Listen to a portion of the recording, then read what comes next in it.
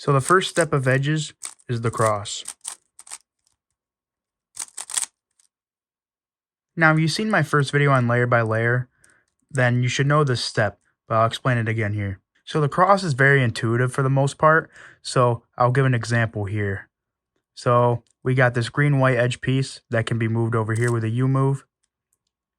Then this blue-white edge piece can be brought up like this. Then if we have a red edge piece here, or red-white, we can move this out of the way and then bring this up to align it with the edges. And then our last piece is green-orange. We can actually bring it to the bottom layer, line it up with the orange, and then bring a red piece back, and then complete that. And that's the cross. In this example, the red-white piece is already on top, so I can align it with the red center. We'll go with green right here. Since it's already on the bottom layer, we can align it with its green center and bring it up.